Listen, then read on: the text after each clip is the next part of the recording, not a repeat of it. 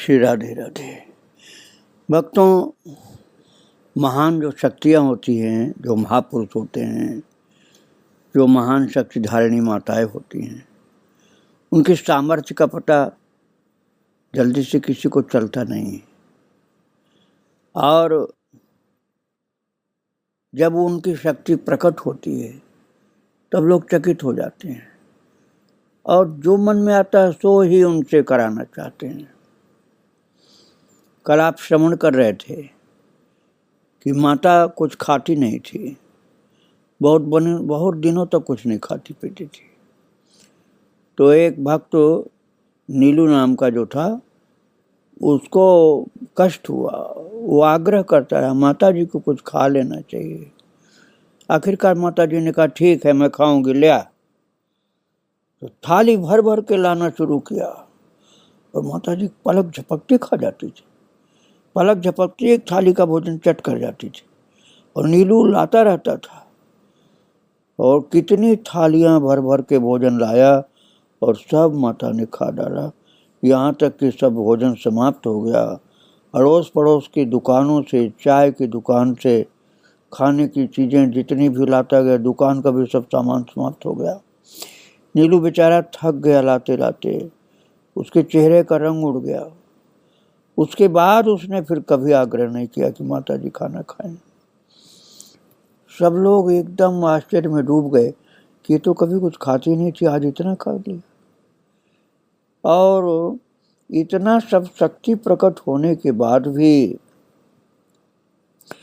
जो उनके शरीर का पिता था सुगुणानंदन, वो अपने स्वार्थ में ही डूबा रहता था। वो माता को देवी रूप में पहचान ही नहीं पाया अभी तक। पारिवारिक कलह इसलिए उसने कर दिया। जो बहन थी ना माता की, सुगुणाम्मा, उसके विवाह के अभी 2 ही महीने बीते थे।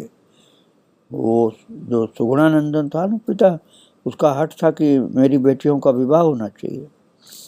तो एक बहन का विवाह माता ने बोल दिया बहुत जल्दी हो जाएगा, तो 1 महीना में ही हो गया। और उसके अभी 2 ही दिन बीते थे सुगुणाम्मा के विवाह के। तो सुगुणानंदन ने फिर अन्य जो 2 बेटियां रह गई थी अविवाहित, उनकी शादी के लिए जल्दबाजी मचानी शुरू कर दी। और यहाँ तक कि किसी की भी सहमति या राय बिना लिए उन्होंने सबसे बड़ी बेटी जो कस्तूरी की शादी तय कर डाली। जब सुगुणानंदन ने दूल्हे के घर वालों को अपनी सहमति दे दिया, तब कहीं जाकर माता जी को इस बात की खबर उसने दिया। उसके पहले माता को बताया ही नहीं उसने। अब भक्तों, समस्या ये थी कि बिना धन के शादी कैसे की जाए। अब सुगुणानंदन की कोई आय तो थी नहीं और मंदिर में भी कोई धन आदि तो जमा नहीं था। जो कुछ आता था सब माता खर्च कर देती थी। और जैसा कि सुगुणानंदन की पुरानी आदत थी कि ऐन मौके पर वे हाथ झटक कर खड़े हो गए, लेकिन माता जी जरा भी विचलित नहीं हुई। इन परिस्थितियों को देखकर बालू नाम का जो विदेशी भक्त था वो बड़ा दुखी हुआ। उसने माता जी से पूछा, माता जी कैसे, क्या करेंगे, शादी कैसे होगी? नीलू ने कहा, माता जी मेरे पास जो कुछ है वो मैं दे दूंगा। ये शिष्य का कर्तव्य है को अपने गुरु के सर पर आ पड़ी जिम्मेदारियों को अपनी जिम्मेदारी समझे और उसे ग्रहण करके उसे निभाए। मेरा अपना कुछ भी नहीं माता, जो कुछ भी है वो माता जी का है। इसलिए कस्तूरी की शादी मेरे पास जो धन है उसी से कर डालिए आप। और माता जी ने कहा, शादी के बाद लड़कियां ऐहिक जीवन बिताएंगी। तुम्हारे पास जो कुछ है वह आध्यात्मिकता के लिए रखा गया धन है, उसे नैतिक उद्देश्यों के लिए खर्च करना चाहिए। इसे यदि तुम लौकिक व्यक्तियों को दोगे तो उन लोगों को पाप लगेगा, क्योंकि तुम्हारा जो धन है ये अलौकिक कार्यों के लिए है। अब कई लोग तो शादी में ही देना बड़ा भारी धर्म समझते हैं, वास्तविक धर्म को पहचानते नहीं। तो उसी तरह से वो भी था। माता ने कहा वो लौकिक कार्य के लिए नहीं, अलौकिक कार्य के लिए और तुम उसे लौकिक कार्य में देना चाहते हो, ठीक नहीं है, तुमको पाप लगेगा। उससे हम पर और हमारे साधना मार्ग पर भी प्रतिकूल प्रभाव पड़ेगा। ईश्वर ने चाहा है कि पिताजी लड़कियों की शादी तय करें, तो फिर ईश्वर ही को सब कुछ करने दो। हमें उस पर परेशान होने की जरूरत नहीं है। सुगुणानंदन को इस बारे में विशेष परेशानी नहीं है, तो हमें क्यों परेशान होना चाहिए। माता जी ने कहा, नहीं बच्चों, हमें इस विषय पर ज़्यादा चिंता करने की आवश्यकता नहीं है। अभी आप विचार करिए कि जो भगवान के लिए धन होता है ना, उसकी महत्ता शादी आदि के धन से बहुत ज़्यादा है, क्योंकि भगवान का धन अलौकिक कार्य के लिए होता है, शादी का धन लौकिक कार्य के लिए होता है। सुगुणानंदन को जब भी धन आदि की व्यवस्था करने जैसी कोई महत्वपूर्ण समस्या आई तो वे किनारे खड़े हो गए और माता जी ने बिना कुछ कहे सुने शादी के लिए व्यवस्थाएं करनी शुरू कर दी। ये देख करके बालू को बड़ी तकलीफ हुई और उसने माता जी से कहा, मैं अपने घर से अपनी जायदाद का हिस्सा मांग कर ले आता हूँ माता। श्री माता जी ने उसे ऐसा करने से बिल्कुल मना कर दिया।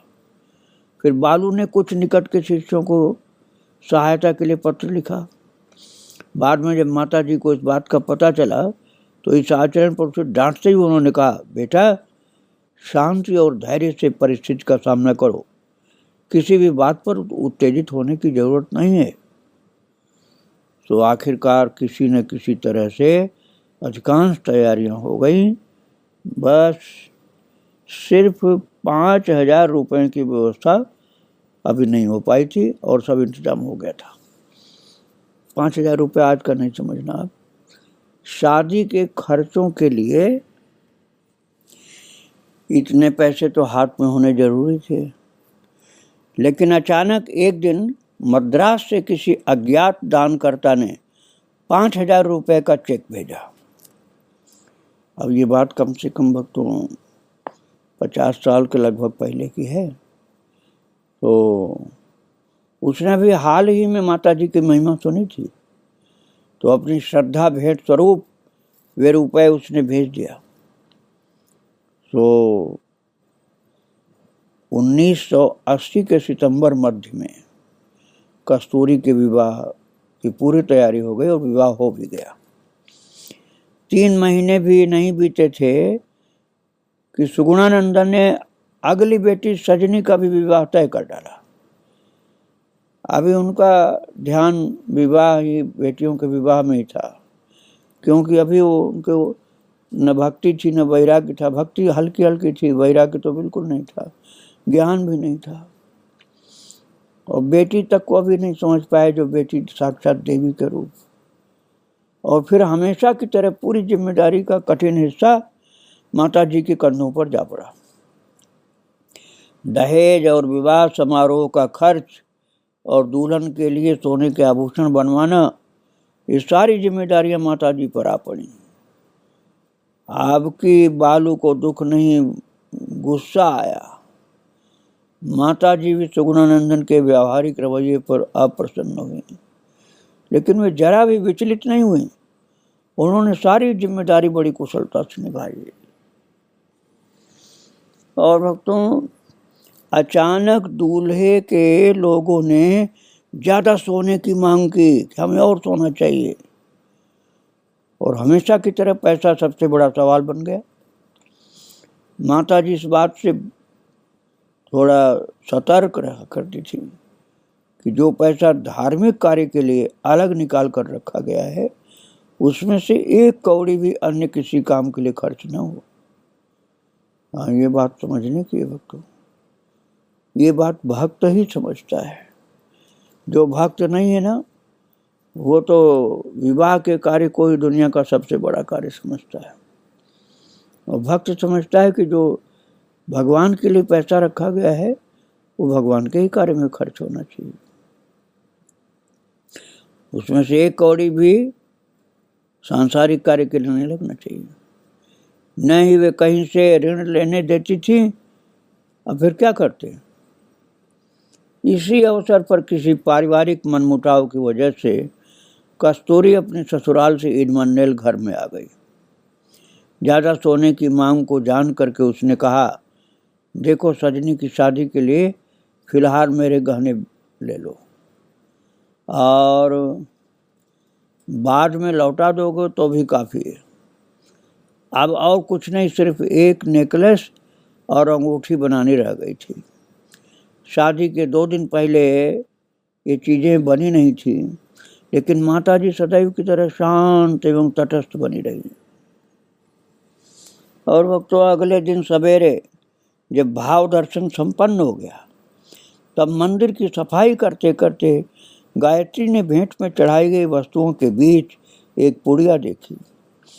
खोलने पर देखा तो शादी के लिए जैसी चाहिए थी बिल्कुल वैसे ही सोने की नेकलेस और अंगूठी उसमें थी। यहाँ तक कि नेकलेस और अंगूठी के लिए 1 महीना पहले जो डिजाइन चुना गया था, ये तो बिल्कुल हूबहू वैसी ही थी।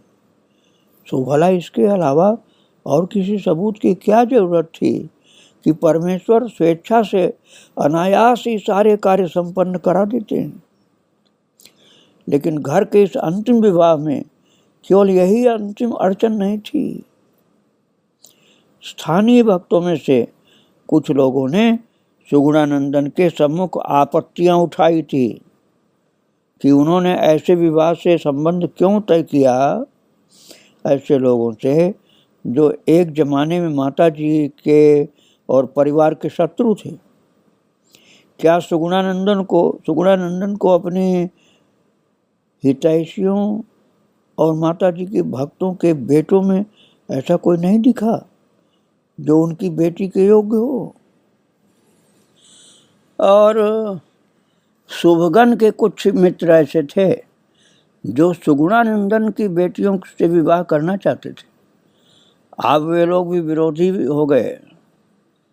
सो जब शत्रु मित्र एवं संबंधी बनने लगे तो जो अब तक मित्र थे वह शत्रु बन गए। वे लोग सुगुणानंदन से झगड़ने के लिए आए और सजनी के विवाह में अड़चनें डालने लगे। विवाह रोक देने के इरादे से उन्होंने अफवाहें फैलानी शुरू कर दी और दूल्हे तक को इन्होंने खबरें भेज दिया। शादी के 1 दिन पहले शादी होगी या नहीं, इस पर लोगों के मन में संदेह बना रहा। विवाह के दिन भी माताजी ब्रह्मचारियों को उस घर में न रखकर पड़ोस के घर में ले गईं। पिछली 2 शादियों के दौरान भी उन्होंने ऐसा ही किया था। ये ब्रह्मचारियों के हित में किया गया था, क्योंकि उन्हें ऐसे ऐहिक उत्सवों में भाग नहीं लेना चाहिए। माताजी ने समझाया, साधक को विवाह समारोह या अंत्येष्टि कर्म में भाग नहीं लेना चाहिए। विवाह के दौरान सभी लोग विवाह के बारे में सोचेंगे जो एक बंधन है, और अंत्येष्टि में एक क्षणभंगुर मर्त जीव की मृत्यु पर शोक किया जाता है। दोनों ही परिस्थितियों में भाग लेने वाले अशाश्वत बातों में मग्न रहते हैं। ये विचारधाराएं साधक के लिए हानिकारक हैं। सांसारिक लहरें उनके अचेतन मानस में प्रवेश कर जाएंगी। साधक अवास्तविक वस्तुओं के लिए व्याकुल हो उठेगा। सो अब श्री माता जी के सानिध्य में ब्रह्मचारियों के निरंतर आवास कर सकने के बीच में सारी सांसारिक बाधाएं दूर हो गईं। सुगुणानंदन की 3 बेटियों का विवाह हो चुका था।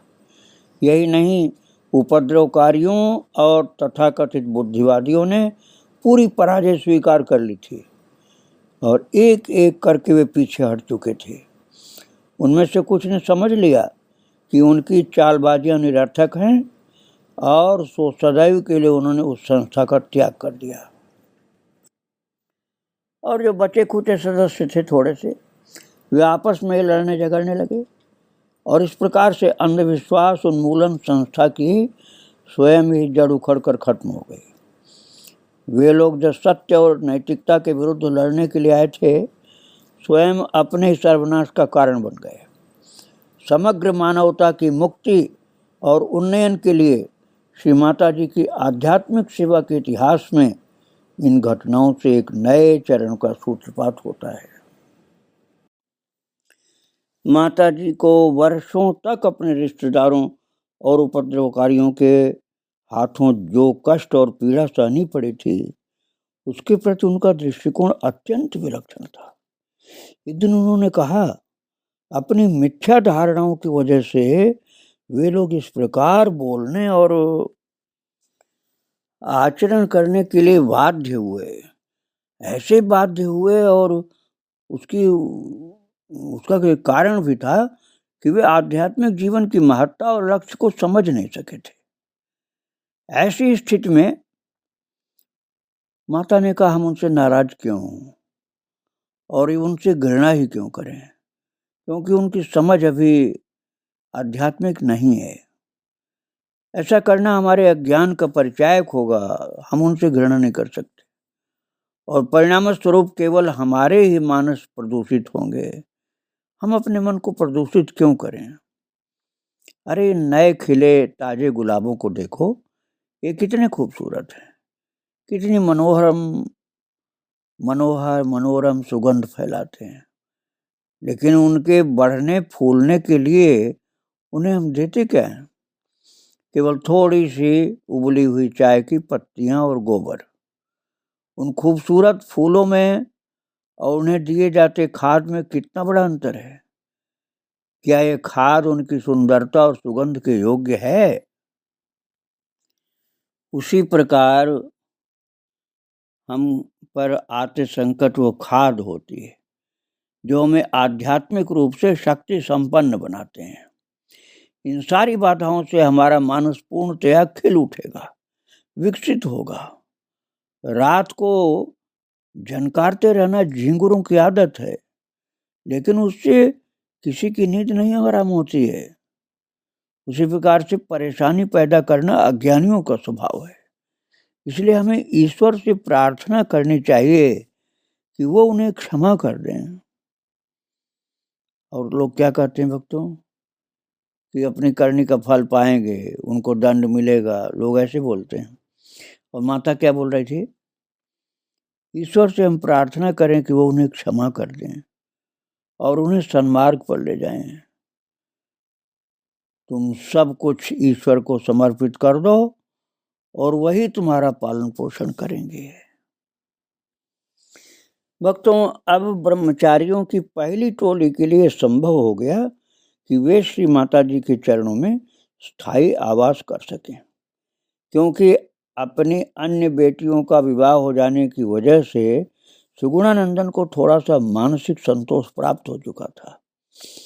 क्योंकि सुगुणानंदन की जितनी बेटियां थी माता जी के अलावा और सबका विवाह हो गया, और माता जी को तो विवाह करना ही नहीं था। वो तो पहले ही कड़ाई से मना कर चुकी थी, बाधाओं को टाल चुकी थी। उस स्थान पर रहने के लिए घर आदि की कोई सुविधा नहीं थी, लेकिन ब्रह्मचारियों में श्री माता जी के दिव्य सानिध्य में बने रहने की इतनी उत्कट अभिलाषा थी कि इस बात पर उनका ध्यान ही नहीं गया कि वहां पर आहार, वस्त्र और निवास की सुविधाएं अत्यंत कम है। अधिकांश समय तो उन्हें घर से बाहर ही बिताना पड़ता था और चटाई के बिना जमीन पर सोना पड़ता था। बताओ, बिना चटाई के बालू पर जमीन पर सो जाते थे ब्रह्मचारी लोग, लेकिन माता जी को छोड़ के नहीं जाते थे, क्योंकि माता जी के विषय में उनको जानकारियां हो गई थी। जो कुछ प्राप्त होता था वो बिन मांगे आता था और आपस में बांट लिया जाता था। पैसा नहीं था, इसलिए वे पैदल जाया करते थे। यद्यपि उनमें से सभी के पास वस्त्र का एक ही जोड़ा था, लेकिन उसमें ही किसी न किसी ढंग से काम चलाने का उन्होंने अभ्यास डाल लिया था। एक बार एक ब्रह्मचारी थोड़ा सा उदास हो गया कि उसके एक जोड़े वस्त्र भी काफी गंदे और जीर्ण शीर्ण हो चुके थे, और सो उसने माता जी से आवश्यक वस्तुओं तक के अभाव की शिकायत की। अब माता जी ने सोचा कि ये प्रारंभिक साधक है, इसको समझाना जरूरी है। इसलिए माता ने कहा, बेटा, भगवान से ऐसी छोटी छोटी वस्तुएं नहीं मांगनी चाहिए। अपने को उनके चरणों पर समर्पित कर दो और वे जो कुछ तुम्हें चाहिए अवश्य देंगे। श्री माता जी ने स्वयं अपना जीवन इसी दर्शन के आधार पर बिताया था भैया, वो हम आपको बता चुके हैं। अगले दिन एक भक्त सभी ब्रह्मचारियों के लिए वस्त्रों का एक एक जोड़ा लेकर के आ गया, जबकि उसे वहां की परिस्थिति के बारे में कुछ भी पता नहीं था। भक्तों, अब तो माता जी के पास न जाने कितने आश्रम हैं, कितनी सुविधाएं हैं, कितने मंदिर और कितने धर्मशालाएं, साधकों के लिए स्थान, अस्पताल, न जाने क्या क्या है। लेकिन ये शुरू की बात है। आश्रम के शुरू के दिनों में इन ब्रह्मचारियों को अभावग्रस्त स्थितियों में गुजरना पड़ा था, इसलिए वैराग्य साधना का संपूर्ण प्रशिक्षण उन्हें मिल सका था। और साधकों को वैराग्य तो भाई चाहिए चाहिए, नहीं जीवन भर तो कम से कम प्रारंभ में तो जरूर चाहिए। उनका धैर्य और साहस बनाए रखने के लिए श्री माता जी ने कहा, यदि तुम लोग यहाँ ये कष्ट सहन कर सकने में समर्थ होगे तो फिर कहीं भी घर की तरह आराम से रह सकोगे, और इस समय तुम हर प्रकार की प्रतिकूल परिस्थितियों का सामना कर सकोगे, तो सहज ही जीवन में आने वाले किसी भी संकट या चुनौती का सामना कर सकोगे। इस तरह से माता ने समझाया इन नए साधकों ब्रह्मचारियों को। ज्यों ज्यों भक्तों और आवासी ब्रह्मचारियों की संख्या बढ़ती गई, लेकिन सुविधाओं का अभाव बना रहा, त्यों तो इस एक विधिवत आश्रम की स्थापना का विचार अंकुर लेता गया। लेकिन भक्तों, स्थिति बड़ी आशाजनक नहीं लग रही थी। श्री माता जी के पास अपनी न कोई जमीन थी और न ही कोई संपत्ति थी। वो जमीन भी जिसमें नीलू ने झोपड़ी बनाई थी सुगुणानंदन की थी। इधर सुगुणानंदन ने नीलू, बालू और गायत्री को इडमंडेल घर में स्थायी रूप से निवास करने की अनुमति दे दी थी, लेकिन उन्होंने ये कभी नहीं सोचा था कि एक दिन उनका घर आश्रम बन जाएगा। और एक दिन जब श्री माता जी आश्रम की स्थापना के बारे में चर्चा कर रही थी, सुगुणानंदन क्रुद्ध होकर साफ साफ बोले, ये क्या बात हुई? क्या हमारे पास कोई धन संपत्ति है? आश्रम भला कैसे चला सकेंगे? और यदि ये घर आश्रम बन जाएगा तो हम परिवार वाले लोग कहाँ जाएंगे? नहीं, मैं आश्रम रजिस्टर करने की अनुमति नहीं दूंगा। प्रारंभ में श्री माता जी भी इस पक्ष में नहीं थी कि एक विधिवत आश्रम की स्थापना की जाए। जब कुछ भक्त उनके पास ये प्रस्ताव लेकर के गए, तब उन्होंने कहा, माता जी ने आश्रम के बारे में बहुत कुछ सुना है। माँ को आश्रम की आवश्यकता नहीं है। क्या यह बंधन नहीं है? तुमने पिंजरे में कैद तोते को लेकर घूमने वाले ज्योतिषियों को नहीं देखा है क्या? लेकिन भक्तों और शिष्यों का प्रभाव उमड़ता गया और सो बहुत जल्द ही विधिवत आश्रम की स्थापना करना एक अपरिहार्य आवश्यकता बन गई। और फिर माता जी के विदेशी शिष्य उस स्थान के रीति रिवाज और सामाजिक कानून के अनुसार किसी के घर में दीर्घ काल तक नहीं बसे रहना चाहते थे। और श्री माता जी भी ये मानने लगी थी कि सरकार का मान्यता प्राप्त अधिकृत आध्यात्मिक केंद्र स्थापित होना चाहिए। तो भक्तों और शिष्यों ने श्री माता जी से राय मांगी कि इस दिशा में काम करने की शुरुआत किस प्रकार से की जाए। माता जी ने जरा प्यार से कहा, घर के सदस्य तो आश्रम बनाएंगे नहीं, उनके संस्कार अलग हैं, हम उनकी अनुमति या सहयोग की प्रतीक्षा नहीं करें, लेकिन हाँ, हमें थोड़ी सी डांट फटकार सुनने के लिए जरूर तैयार रहना होगा। इस प्रकार 6 मई 1981 को श्री माता जी के आदर्शों और उपदेशों के संरक्षण और प्रसारण के लिए त्रावणकोर कोचीन राज्य साहित्यिक एवं धर्मादा अधिनियम 1955 के अंतर्गत केरल के कोयलोन शहर में माता अमृतानंदमयी मिशन की स्थापना की गई। इसके पश्चात भक्तों श्री माता जी ने अधिकृत रूप से माता अमृतानंदमयी इस नाम को ग्रहण किया। ये नामाभिधान उनके ब्रह्मचारी पुत्रों में से एक ने उन्हें प्रदान किया था। माँ अनंत आनंद की जननी माता थी, इसलिए यह नाम सचमुच ही पूर्ण रूप से उनके उपयुक्त था। इस दौरान एक ब्रह्मचारी को कुछ धार्मिक पुस्तकों की आवश्यकता पड़ी, तो उस समय उसने माता जी से कहा कि वे उसके लिए लॉटरी के नंबरों में से एक चुन दें, क्योंकि इस लॉटरी में इनाम स्वरूप विजेताओं को कुछ किताबें प्रदान की जाने वाली थीं। माता जी ने कहा, ऐसी चीज़ों की लालसा ही क्यों करो, तुम्हें जल्द ही बहुत सारी किताबें मिल जाएंगी।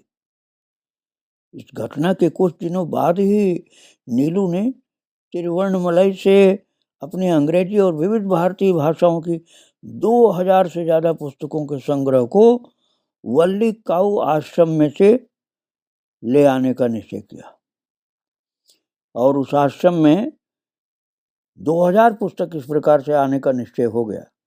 इस प्रकार से आश्रम में पुस्तकालय की स्थापना हो गई।